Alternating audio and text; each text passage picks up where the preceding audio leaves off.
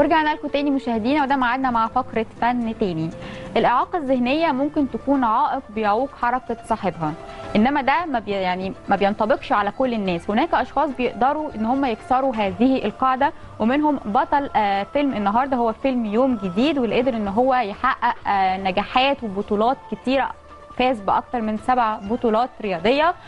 ويمكن هو كمان قدر ان هو يلفت نظر المخرج خالد النساج، واللي هيكون معانا النهارده وهيكلمنا عن تفاصيل هذا الفيلم. معانا طبعا منورنا في الاستوديو من المخرج خالد النساج والمؤلف محمد الطبجي. صباح الخير ونهاركم سعيد.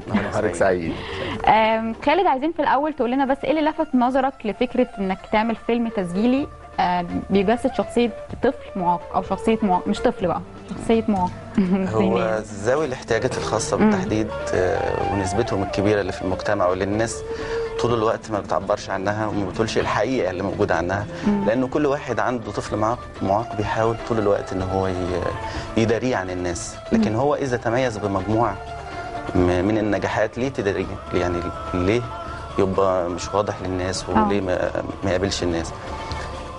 الفيلم جت فكرته من شادي دوا حد مميز جدا جدا جدا جدا، ونموذج لطفل وشاب، يعني عشان هو عنده 21 سنه وطفل عنده 7 سنين. نموذج جيد لطفل معاق. الاسره رعته واهتمت بيه، سواء الاب او الام، ومن هنا كان شخصيه مرموقه والناس ما بتخافش منه وما بتحرجش ان هي تتكلم عليه. تمام. فانا حبيت يعني اقول ان الفئه دي موجوده ومحبوبه، وان هي ممكن ما تكونش مشكله. تمام. لما رجعت لمحمد ممكن تبقى مميزه في حاجه وتعمل تفوق وتاخد جوائز، تدخل بطولات بالظبط كده على مستوى العالم. محمد هو اللي شاور على شادي، لان باعتباره ان هو ليه علاقه بذوي الاحتياجات الخاصه، وكان مدرب في فتره من الفترات وحصل معهم على بطولات في كره القدم. فهو قال لي انا عندي كتير جدا بس انا ارشح لك شادي، لان شادي في مجموعه من الخصائص هو ممكن يقول عليها. محمد يعني ممكن يقول خصائص المميزه لشادي اللي هي بناء عليها تقدر تشتغل معاه. تمام. طيب نرجع بقى لمحمد. عايزين، هو قال لك سؤال اهو. ايه هي كانت الخصائص المميزه في شادي؟ وعايزه اعرف انت ازاي قدرت تكتب سيناريو فيلم لشخصيه زي دي، يعني عرفت ازاي؟ بصي، لما بتكوني عارفه مفاتيح الشخصيه اللي قصادك وعارفه ظروفها الاجتماعيه، بتقدري من خلال المفاتيح والظروف دي تتناولي العمل الفني.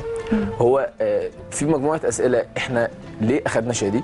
اخذنا شادي علشان ولد قدر زي ما قال خالد ان هو يبرز نفسه ويقول انا موجود. اخذنا شادي عشان في اسره اهتمت وعرفت يعني ايه في عندها ابن معاق ذهني بس ممكن يكون حاجه. اخذنا شادي لان عنده ظروف اجتماعيه، وفاه والده اللي اثر عليه بشكل كبير جدا، اللي خلاه يقول لوالدته تعالي نروح نعمل عمره لبابا. يعني مجموعه تفاصيل صغيره كده. اخذنا ده ليه؟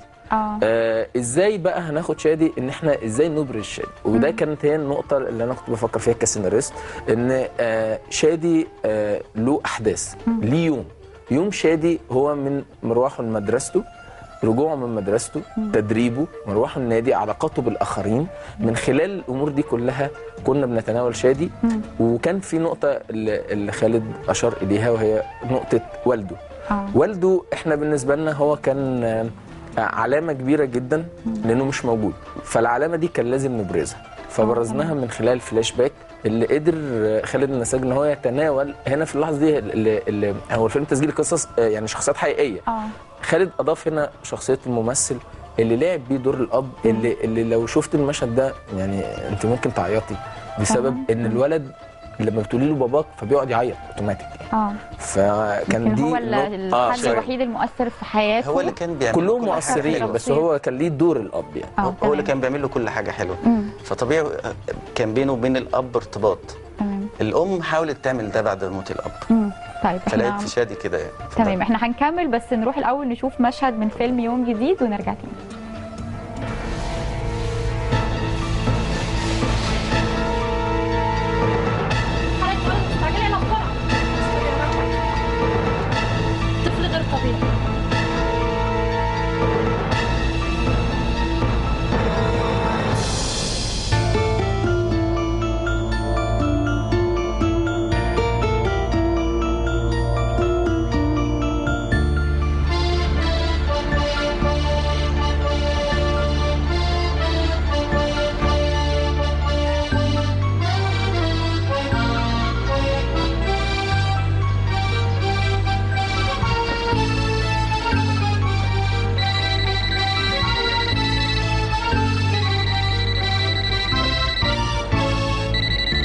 هو ابني الوسطاني، عمره 21 سنة بس عمره العقلي 8 سنوات.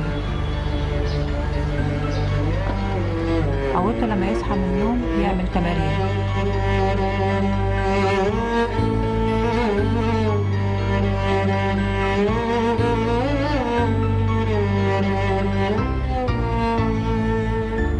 ياخد فوطه ويدخل الحمام.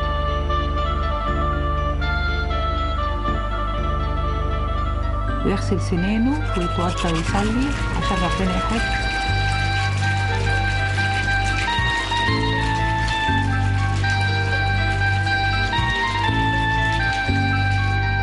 الله أكبر. بسم الله الرحمن الرحيم. الحمد لله رب العالمين الرحمن الرحيم مالك يوم الدين.